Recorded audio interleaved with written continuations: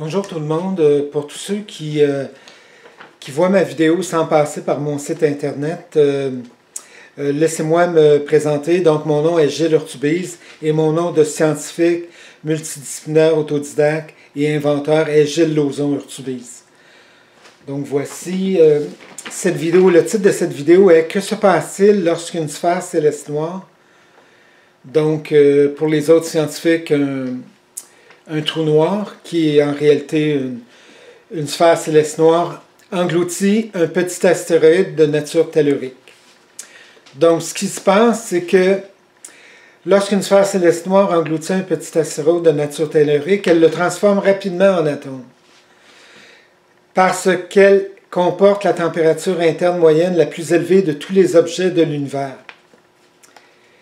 Et donc, et au fur et à mesure que le petit astéroïde de nature tellurique se fait fondre, ces atomes se détachent de lui pour ensuite rejoindre rapidement leur contenant flottant correspondant parmi les 94 contenants flottants de la sphère céleste noire.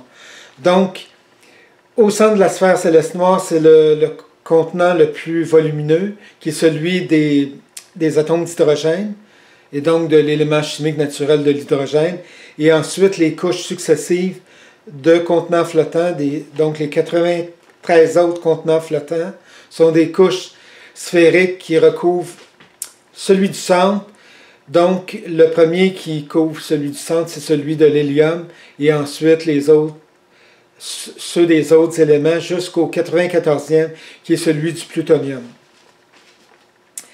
Parce que les sphères célestes noires de toute taille comportent les caractéristiques les plus puissantes et entre autres la température interne moyenne et tout au long de leur vie qui est la plus élevée de tous les objets de l'univers, la pression interne et tout au long de leur vie qui est la plus élevée de tous les objets gravitationnels de l'univers, la vitesse de rotation interne et de surface et tout au long de leur vie qui sont aussi les plus élevées de tous les objets de l'univers.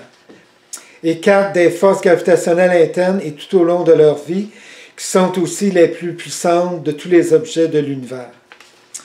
Donc voici pour ça, c'est une courte vidéo, mais c'est suffisant pour expliquer ce qui se passe à chaque fois qu'un petit astéroïde se présente à la portée de la zone circulaire d'engloutissement d'une sphère céleste noire.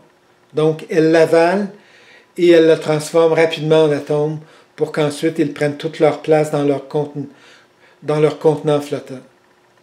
Et ça se fait aussi rapidement, aussitôt qu'ils sont fondus, ils rejoignent tout de suite leur contenant flottant à cause de leur volume qui est spécifique à leur contenant flottant. Donc plus le volume d'un atome est grand, et plus il est obligé de se rendre à son contenant qui est approprié pour son volume.